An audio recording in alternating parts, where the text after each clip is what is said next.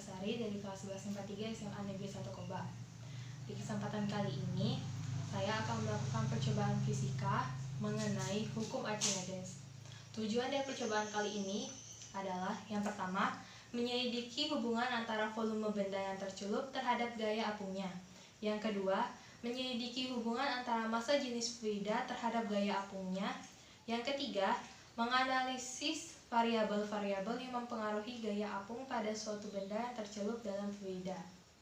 Pada percobaan kali ini, alat dan bahan yang dibutuhkan antara lain: yang pertama, plastisin atau malam; yang kedua, toples bening; yang ketiga, sedotan; yang keempat, pisau atau cutter; yang kelima, lem; yang keenam, garam berukuran 500 mg; yang ketujuh, gelas ukur; yang kedelapan, kelereng kecil; dan yang kesembilan, air.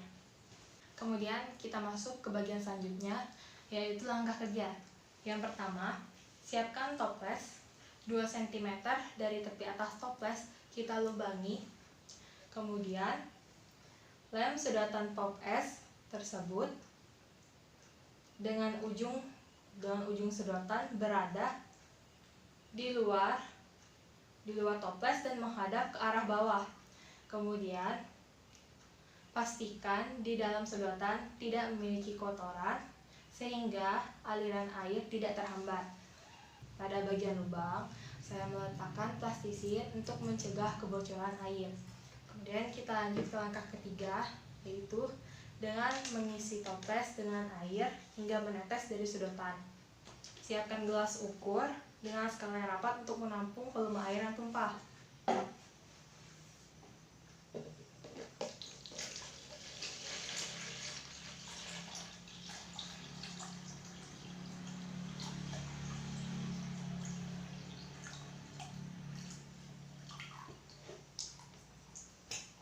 Tunggu sampai air tidak lagi menetes.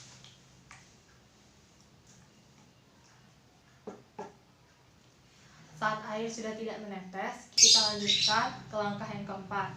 Kita akan melakukan bentuk yang pertama. Dalam bentuk yang pertama, kita akan membuat 2 percobaan. Yang pertama, tidak menggunakan beban. Yang kedua, dengan menggunakan beban.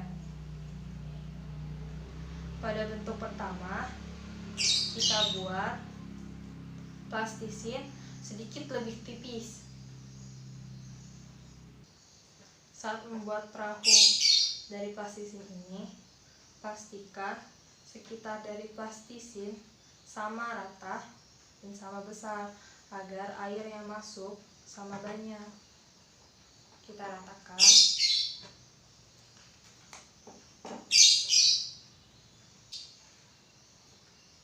Setelah itu, kita masukkan ke atas permukaan air.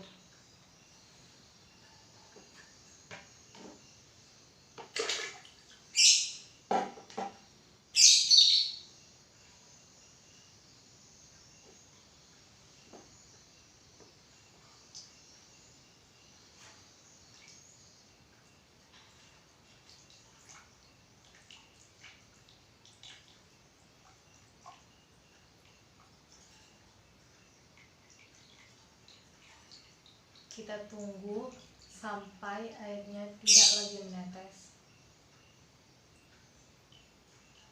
Setelah tidak ada lagi air yang menetes, kita catat volume air yang tumpah dari toples.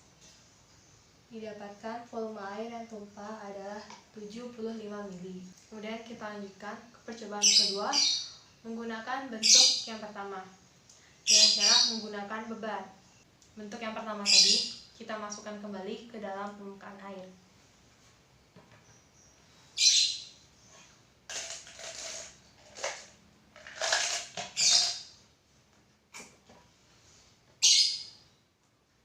Kemudian masukkan beban secara perlahan.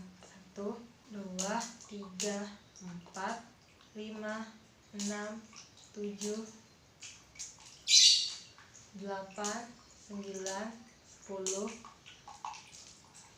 11, 12, 13, 14, 15, 16, 17, 18 butir kelereng. Didapatkan volume air yang tumpah adalah 120 ml air. Setelah melakukan percobaan bentuk pertama, kita lanjutkan ke percobaan bentuk kedua. Bongkar lagi bentuk plastisin tersebut. Kita bentuk plastisin yang tadi seperti perahu, namun lebih tebal dari bentuk yang pertama.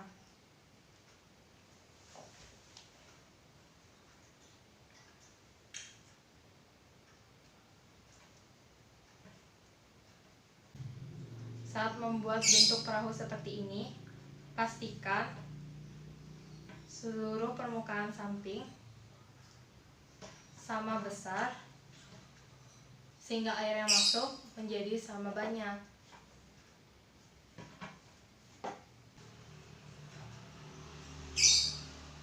Setelah selesai, kita masukkan kembali ke dalam permukaan air. Kemudian masukkan beban secara perlahan. 1, 2, 3, 4, 5, 6, 7, 8, 9, 10 butir kelereng. Dengan volume air yang tumpah adalah 90 ml. Setelah menggunakan beban, kita masukkan kembali bentuk yang kedua tadi ke dalam permukaan air, namun tidak menggunakan beban.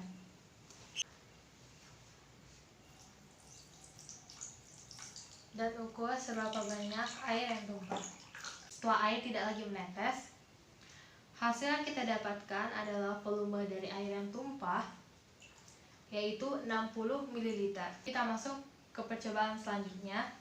Namun dalam percobaan ini kita menambahkan garam pada air.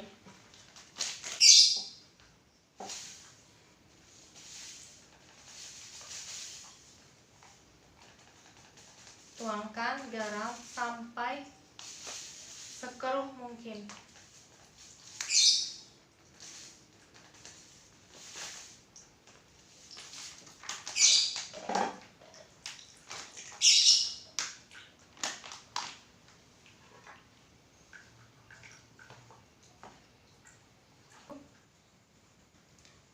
Kemudian kita lanjutkan ke percobaan yang ketiga, yaitu bentuk yang pertama tadi. Kita masukkan ke dalam air garam. Bentuk yang kedua tadi kita rombak, kita buat menjadi lebih tipis. Setelah selesai, kita masukkan kembali ke dalam permukaan air. Secara perlahan kita masukkan juga beban. 1, 2, 3, 4, 5, 6, 7, 8, 9, 10, 11, 12, 13, 14, 15, 16, 17, 18, 19, 20, 21, 22 butir kelereng dengan volume air yang tumpah adalah 130 ml air. Setelah garam dicampurkan, kita masukkan kembali bentuk yang kedua ke dalamnya. Kemudian kita tambahkan beban secara perlahan. 1, 2, 3, 4, 5, 6, 7, 8, 9, 10, 11, 12 butir kelereng dengan volume air yang tumpah adalah 100 ml. Setelah melakukan percobaan tadi, Kita lanjutkan ke bagian selanjutnya, yaitu pertanyaan pasca praktikum. Pertanyaan pertama, bagaimana hubungan antara bentuk benda kapal mainan terhadap jumlah beban yang dapat ditampung? Jawabannya adalah bentuk benda pertama lebar dan lebih besar, namun tipis dibandingkan bentuk benda kedua. Bentuk benda kedua cenderung lebih kecil dan juga tebal. Karena bentuk benda pertama lebih besar, hal ini menyebabkan luas permukaan dari benda pertama juga besar, sehingga semakin besar pula tekanan air yang menahan plasisin agar tetap mengapung di dalam permukaan air. Lalu jumlah beban maksimal yang dapat ditampung juga akan semakin besar, yaitu 18 butir kelereng dengan volume air yang tumpah adalah 120 ml. Selanjutnya, bentuk benda kedua lebih kecil. Hal ini mempengaruhi luas permukaan juga akan semakin kecil. Tekanan air yang dihasilkan saat plastisin diletakkan di atas permukaan air juga menjadi lebih kecil. Akhirnya, beban maksimal yang bisa ditampung hanya 10 butir kelereng dengan volume air yang tumpah adalah 90 ml. Pertanyaan yang kedua, bagaimana hubungan antara volume benda terhadap gaya apungnya? Mengapa demikian? Jawabannya, pada benda pertama, bentuknya lebih tipis dan lebih lebar. Bentuk dari benda pertama juga memiliki rongga udara pada bagian atasnya, sehingga benda tersebut akan mengapung. Volume benda lebih kecil daripada gaya apung. Volume benda pertama dapat dilihat dari seberapa banyak air yang tumpah. Air yang tumpah adalah 75 ml tanpa adanya beban. Kemudian pada benda kedua, bentuknya lebih kecil dan juga memiliki rongga udara pada bagian atasnya. Hal ini memungkinkan benda menjadi lebih ringan dan mengapung. Pada saat mengapung, volume dari benda akan lebih kecil daripada gaya apung. Dengan volume sendiri dapat dilihat dari air yang tumpah, yaitu sebanyak 60 ml tanpa menggunakan beban.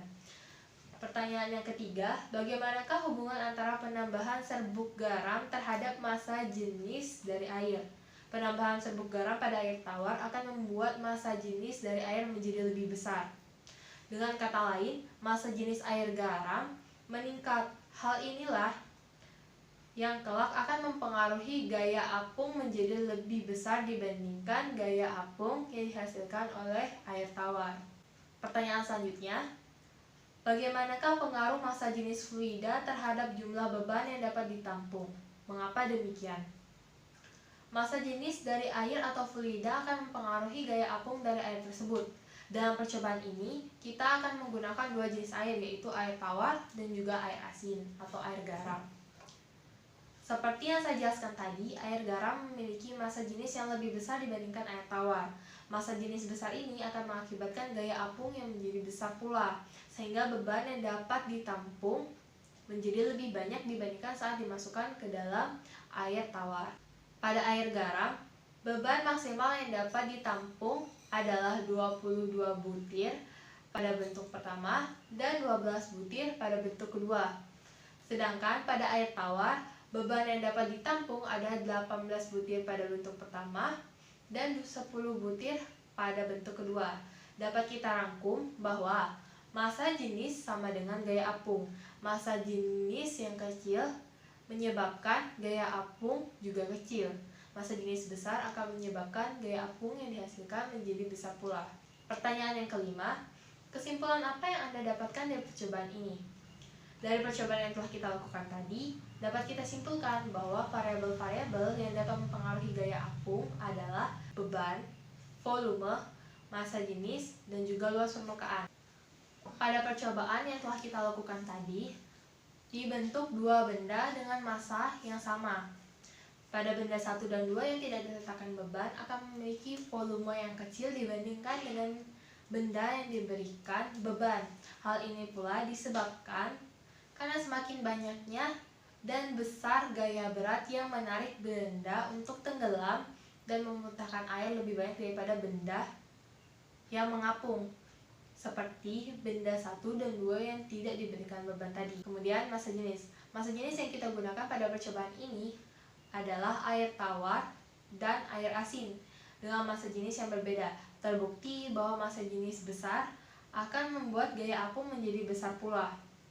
Begitu juga sebaliknya. Dan terakhir adalah luas permukaan. Luas permukaan benda pertama lebih besar dibandingkan benda yang kedua, sehingga gaya apung yang dihasilkan semakin besar daripada yang dihasilkan pada benda kedua. Dapat disimpulkan, pada luas permukaan ini, luas permukaan sama dengan gaya apung yang dihasilkan. Semakin besar luas permukaan, maka akan semakin besar pula gaya apungnya. Begitu juga sebaliknya. Begitulah hasil praktikum fisika mengenai hukum Archimedes yang telah saya lakukan tadi. Terima kasih atas waktunya. Saya akhiri. Wassalamualaikum warahmatullahi wabarakatuh.